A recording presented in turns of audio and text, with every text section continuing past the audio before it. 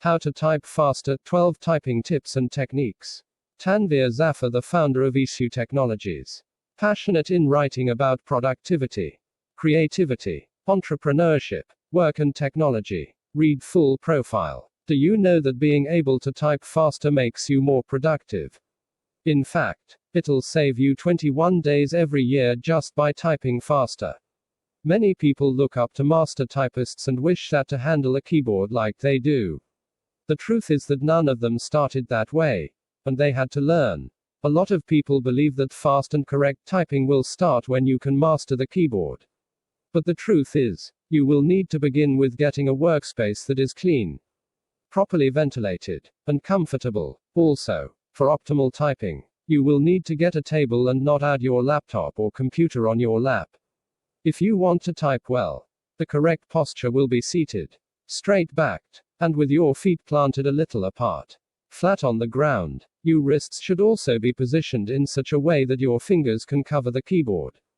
Tilt your head a bit as you can look at the screen properly as well. It is also very important that you keep this position as you type. Ensure that your posture is good, and this way, you will be able to avoid getting aches on your wrists. These aches have a way of slowing you down and keeping you out of rhythm. Keep your back and shoulders from hunching. And while relaxation should be your key goal as you work on, also be sure to stay upright.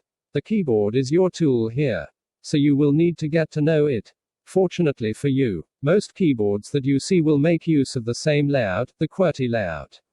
It is called that because of the letters that make the top left corner. You'll also find that a lot of keyboards have keys around these main ones that do several things. So, work on memorizing the positions of the letter keys, as well as some of the most used punctuation marks. You will need to understand where they are without looking at the keyboard. This is the only way you can learn to type fast. Another great way to get to know the positions of these letters is to look away from them and directly at the screen. Then, pronounce the keys as you press them and see if you're correct. This step will go a long way in helping you to memorize the keys. And it can easily help you. Improving your speed as you type is a matter of developing your skill over time. However, the quickest way to master typing will be touch typing. If this is your first time with touch typing, then you might spend a lot of time on this step. However, once you can type without looking at the keys, your speed will increase. The whole essence of this step is to keep you from looking at your keyboard as you type, so that your fingers are made to learn how the keys work. Again, you might find that your speed reduces when you begin, but just stick to it. Touch typing will help you to reach higher speeds and master it. Mastering the touch typing technique will prove to be a bit finicky. But once your posture is up and you get your fingers where they should be, you can only improve by practicing. Spare some time on a daily basis to practice and master both accuracy and speed. With continuous practice, you will also notice that you make fewer errors with time. There are also some websites that can help you with your practicing. They score you and record your words per minute, so you can try improving your record and competing with others as well. Here are some of the nice sites. If you don't know what you can type, another alternative to getting good practice is to listen to something and try to type as you hear the words. There is no limit to the kind of things you can type. And you can even make the practice process more fun. So, get an e-book, an online lecture, or listen to a talk show and type. You could watch a TV show as well. Ensure that you keep track of the progress you make as you go on. But it is important that you don't get obsessed with how many words you are able to type in a minute. Rather, ensure that you stay comfortable while you type. With time, your words per minute will increase, and you'll be able to clock up some high numbers. There are actually a lot of specially designed courses and programs that will boost your typing ability. If you're willing to improve your skill, get any of these and see how well they work for you.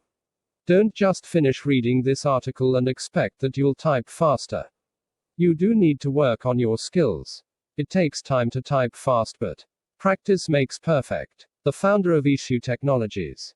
Passionate in writing about productivity, creativity, entrepreneurship, work and technology. Bristol is the most congested city in England. Whenever I have to work at the office, I ride there, like most of us do. Furthermore, I always make sure to go at off hours, otherwise, the roads are jam-packed with cars, buses, bikes, even pedestrians. Why is that? Because everyone is working a traditional 9-to-5 work day. Where did the 9-to-5 come from? It all started back in 1946.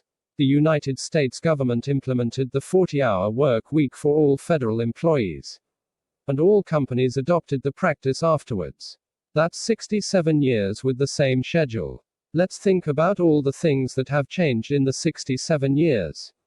Computers used to take up entire rooms and took hours to make a single calculation. Now we have more powerful computers in our purses and back pockets with our smartphones. In 1946, a 9-to-5 job made sense because we had time after 5 p.m. for a social life, a family life. Now we're constantly connected to other people and the office. With the internet, email on our smartphones, and hashtags in our movies and television shows, there is no downtime anymore. Enjoying your downtime is an important part of life. It recharges your batteries and lets you be more productive.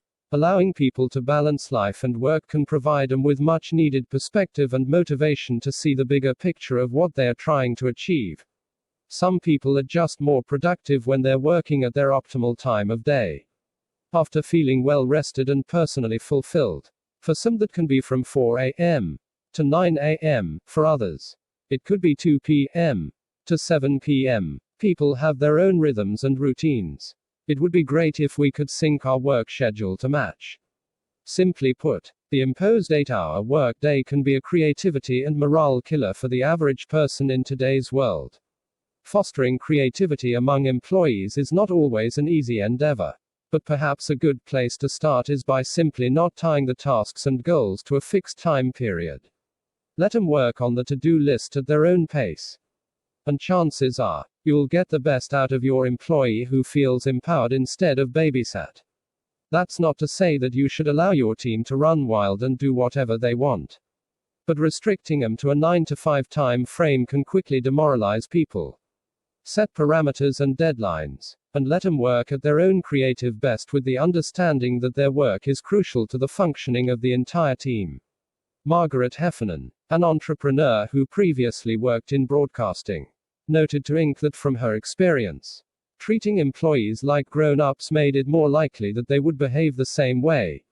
The principle here is to have your employees work to get things done, not to just follow the hands on the clock. Yahoo CEO Marissa Mayer famously recalled all her remote workers, saying she wanted to improve innovation and collaboration.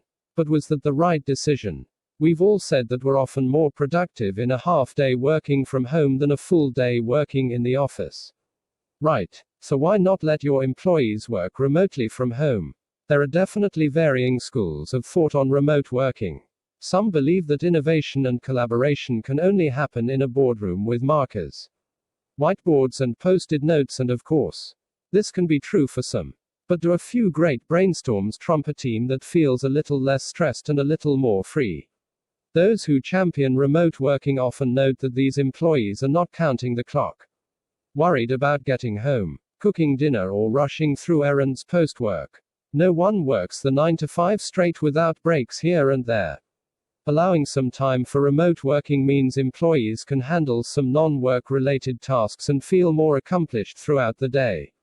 Also, sometimes we all need to have a taste of working in our pajamas.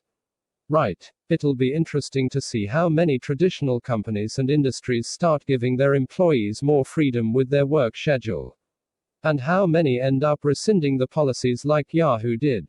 What are your thoughts of the traditional 9-to-5 schedule, and what are you doing to help foster your team's productivity and creativity? Hit the comments and let us know. Text source, lifehack.org.